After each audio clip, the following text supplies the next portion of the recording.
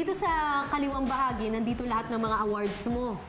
Yan, mga pinagpaguran ko. Mga pinagpaguran mo. Ayun yung Diamond Record. Yan, Diamond Record Award nasa gitna. Wow! Pag Diamond Record, anong ibig sabihin nun? 1 million copies ang na. Wow! 1 million. Nabili. So ito yung... Pero yung mga yan, mga kuya, quadruple platinum, Grabe. quintuple, yan, lahat yan. Alright, so ito yung music career mo. Dito naman sa kabilang side, dito sa may kanan. Diyan yung mga tumutugtog ako. Okay. Tumutugtog ako, may gitara dyan sa piano. Right. Yan, tapos dito karaoke. Oy, may video, may jukebox. Yan, kumakanta kami dyan. Karaoke. Tapos meron dito nga poster, Super Idol. Naging pelikula ko yan nung 2000. Ikaw ang bida. Akong bida. Next naman. At malaki bayad yan. Ilan lahat-lahat ang cap mo?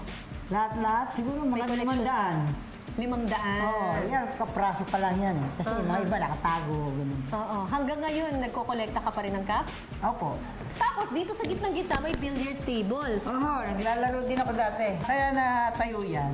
Dahil kay Efren Bata. Efren Bata Reyes. Efren Bata, usong-uso siya, kaya nagpatayo ang bilyaran. Tapos may chess set doon.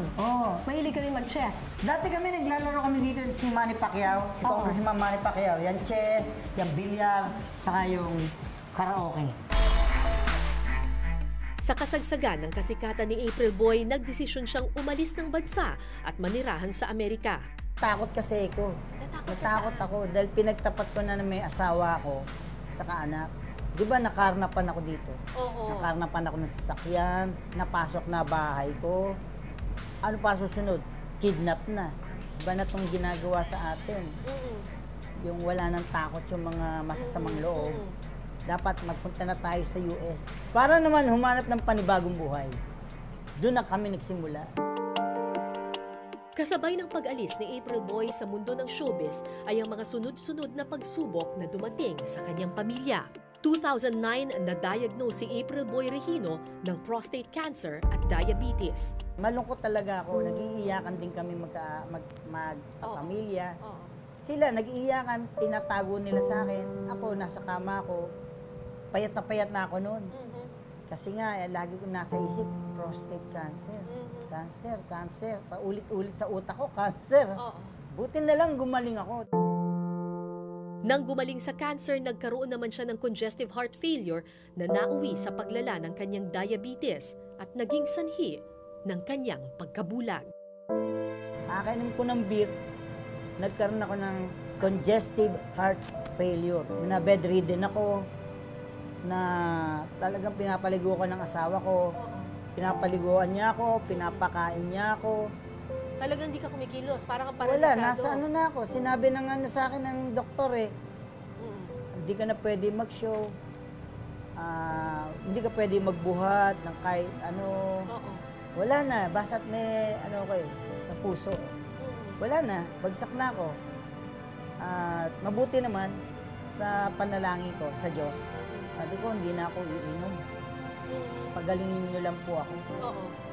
Pagkatapos na, gumaling ako. 2014. Bumalik ako sa pag-inom. Matigas ang ulo ko Matigas ang ulo ko Nung matagal na sinabi sa akin, may diabetes ako. Pero akala ko, lokohan lang. Akala ko yung pag may diabetes ka, salita lang yun na diabetes, pala matindi palang sakit yun. Hindi ko pinapansin. Ganon. Nagpatuloy ka sa pag-inom? Nagpatuloy ako sa pag-inom ng beer. Gabi-gabi may inom ako. Tapos noon, biglang sumarado yung mata ko. Biglaan na lang? Oo, bigla. Umitim, para may itim, para may tumatakip. Para may mga sapot, nanggagamba. Tapos unti-unti na, tumatakip na yung dugo. Pala, nagputo ko na yung mga ugat sa aking mga mata. Hanggang mabulag ako, wala na ako nakikita. Una, eto na ano na hindi na to. Ito na lang nile-laser. Una ni-laser ito. Tapos wala rin, hindi makuha ng laser. Pala, ang nangyayari pala sa akin, talagang nasisira na yung mata ko. Nag-stage 4 na. Hanggang mawala na. Ibig sabihin, wala nang pag-asang gumaling. Nung nabulag ka, anong sinabi mo sa Panginoon? Siyempre, ang unang reaction ko, iyak ako na iyak. Sinisisi ko siya. Sabi ko, ba't ako ang binigyan mo ng ganitong sakit? Bakit mo ako ginanito? Sabi mo, mahal mo ako. Lagi akong dadasal sa kanya, gabi-gabi. Sabi ko nga habang umiiyak ako, sabi ko, bakit ako pa? Bakit mo ako ginaganito? Wala naman akong ginagawang masama sa'yo. Wala naman akong ginawang masama sa kapwa ko. Uminom lang naman ako ng beer. Yun lang nalaman kong ginawa kong kasalanan sa'yo. Sabi ko, magpakamatay na lang kaya ako. Pero yung babaliktarin ko rin ng isip ko, hindi na, pagka nagpakamatay ako, magkakaroon pa akong kasalanan. Hintayin ko na lang ang pagtulong niya. Hintayin ko na lang. May pag-asa pa akong darating. Hanggang nakapag-compose ako. Yun, sabi ko, hihingi ako ng tulong sa'yo, aking amang Diyos. Sana pagalingin mo ako. Ikaw lang ang pag-asa ko sa buhay. Di ba't sa